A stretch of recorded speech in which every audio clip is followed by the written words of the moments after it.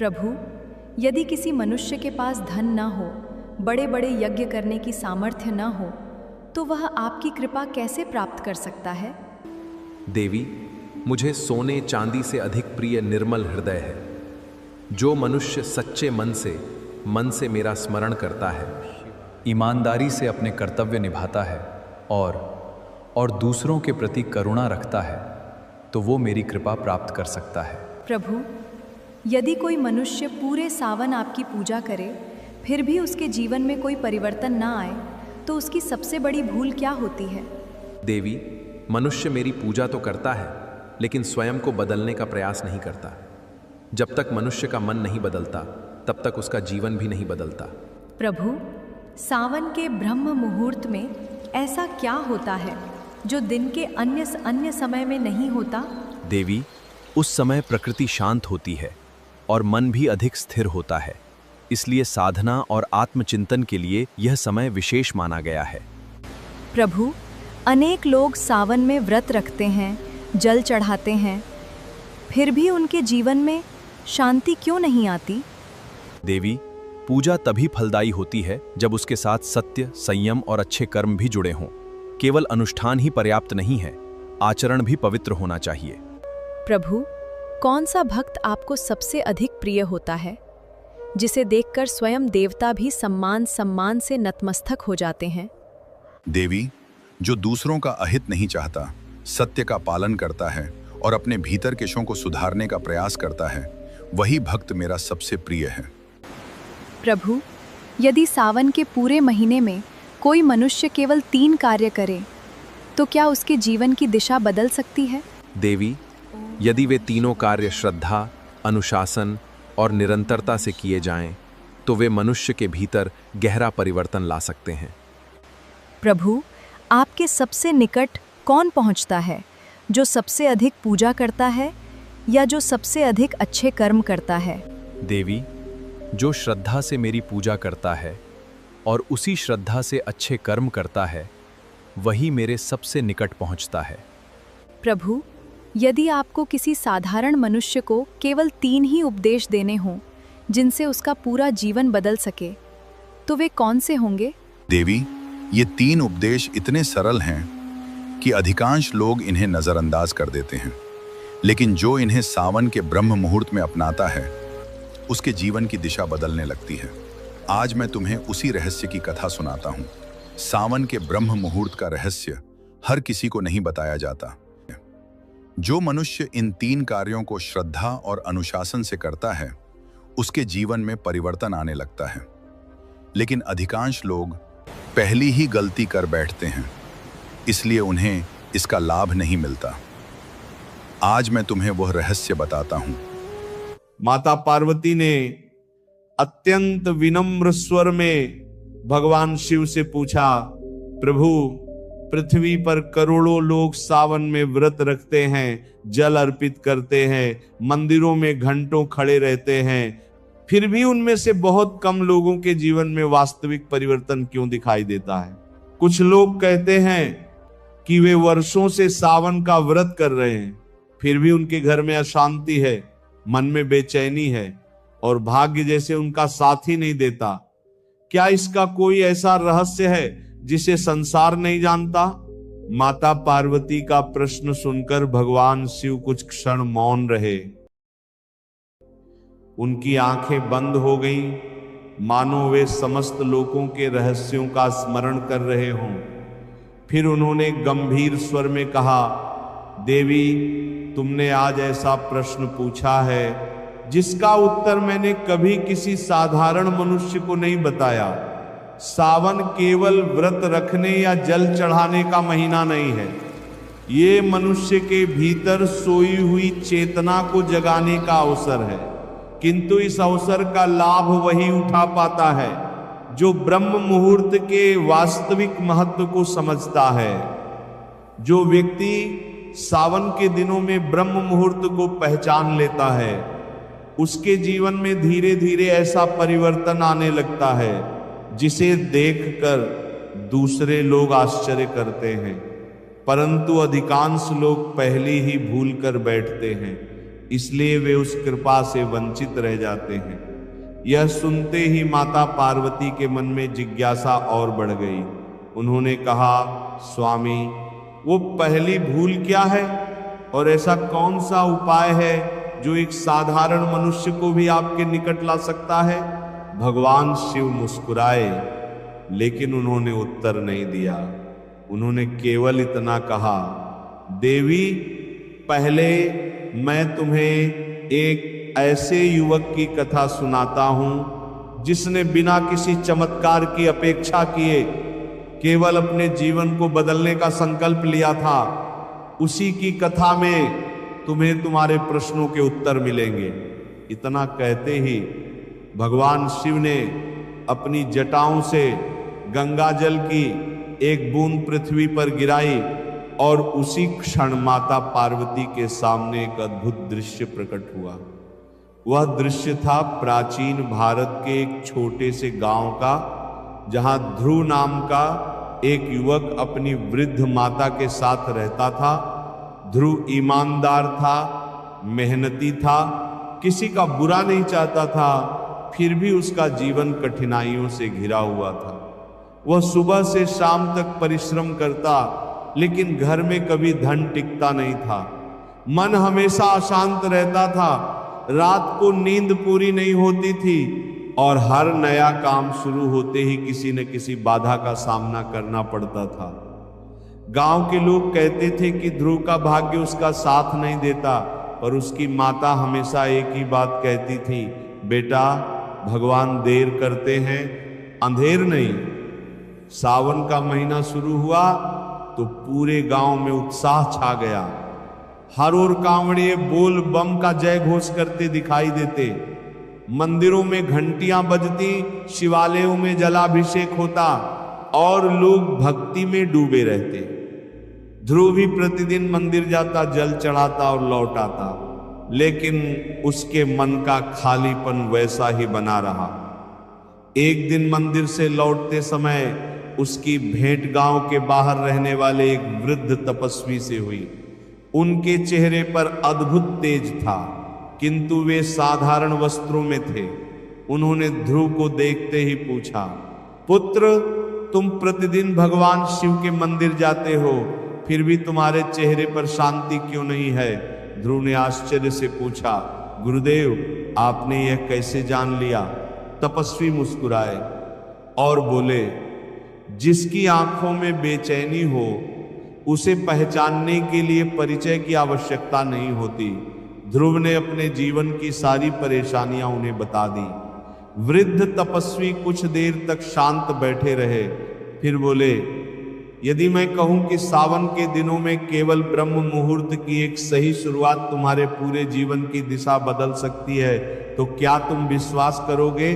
ध्रुव ने तुरंत उत्तर दिया, यदि यह बात भगवान शिव की कृपा से जुड़ी है तो मैं पूरे विश्वास से करूंगा। तपस्वी ने गहरी सांस ली और कहा, तो सुनो, पर मैं अभी तुम्हें केवल इतना ही बताऊंगा कि सावन के ब्रह्म मुहूर्त में भगवान शिव अपने प्रत्येक भक्त को एक अवसर अवश्य देते हैं, परंतु उस अवसर को पहचानने वाले बहुत कम होते हैं। यदि तुमने उस अवसर को खो दिया तो पूरा सावन यूं ही बीत जाएगा, लेकिन यदि पहचान लिया तो तुम्हारे जीवन की दिशा बदल सकती है। इतना कहकर तपस्वी उठे और बिना पीछे देखे जंगल की ओर चले गए। ध्रुव उन्हें आवाज देता रह गया, गुरुदेव, वो अवसर क्या है? मुझे क्या करना होगा? परंतु कोई उत्तर नहीं मिला। उसी रात ध्रुव की आंखों में नींद नहीं थी। उसके मन में बार बार वही शब्द गूंज रहे थे, सावन के ब्रह्म मुहूर्त में भगवान शिव एक अवसर अवश्य देते हैं। आखिर वह अवसर क्या था? क्या वह किसी विशेष पूजा का रहस्य था, किसी दुर्लभ मंत्र का प्रभाव था, या फिर कोई ऐसा पहला कार्य जिसे जाने बिना बाकी सारी साधना अधूरी रह जाती है? यही प्रश्न उसके मन में जलती हुई अग्नि की तरह धधकता रहा और उसे बिल्कुल भी अंदाजा नहीं था कि अगली भोर उसके जीवन की सबसे महत्वपूर्ण सुबह बनने वाली है। अगले दिन रात का अंतिम पहर था। पूरा गांव गहरी नींद में डूबा हुआ था। केवल कहीं कहीं झींगुरों की आवाज सुनाई दे रही थी और आकाश में चमकते तारों के बीच हल्के बादल तैर रहे थे। ध्रुव की आंख अचानक खुल गई। उसने बाहर देखा तो अभी सूर्योदय में काफी समय था। उसे वृद्ध तपस्वी की बात याद आई। सावन के ब्रह्म मुहूर्त में भगवान शिव प्रत्येक भक्त को एक अवसर अवश्य देते हैं। उसका हृदय तेजी से धड़कने लगा। उसने बिना देर किए स्नान किया और मंदिर जाने के लिए घर से निकल पड़ा। रास्ते भर उसे ऐसा अनुभव हो रहा था जैसे कोई अदृश्य शक्ति उसे आगे बढ़ा रही हो। मंदिर पहुंचा तो उसने देखा कि वहां कोई नहीं था, न पुजारी, न भक्त, न घंटियों की आवाज। पूरा शिवालय शांत था, केवल दीपक की लौ धीरे धीरे जल रही थी। ध्रुव ने मन ही मन सोचा, क्या मैं बहुत जल्दी आ गया हूं? तभी मंदिर के पीछे से वही वृद्ध तपस्वी प्रकट हुए। उनके चेहरे पर वही तेज था, लेकिन आज उनकी आंखों में एक अलग गंभीरता थी। उन्होंने ध्रुव की ओर देखा और बोले, पुत्र, तुम आ गए। इसका अर्थ है कि तुम्हारे भीतर अभी भी आशा जीवित है। ध्रुव ने उनके चरण स्पर्श किए और विनम्रता से कहा, गुरुदेव, आपने कहा था कि ब्रह्म मुहूर्त में भगवान शिव एक अवसर देते हैं, कृपया मुझे वह रहस्य बताइए। तपस्वी मुस्कुराए और बोले, धैर्य रखो, हर रहस्य एक साथ नहीं बताया जाता। यदि मैं अभी सब कुछ कह दूं तो तुम भी उसे सामान्य बात समझकर भूल जाओगे। पहले उस प्रथम कार्य को समझो जिसके बिना बाकी सभी साधनाएं अधूरी हैं।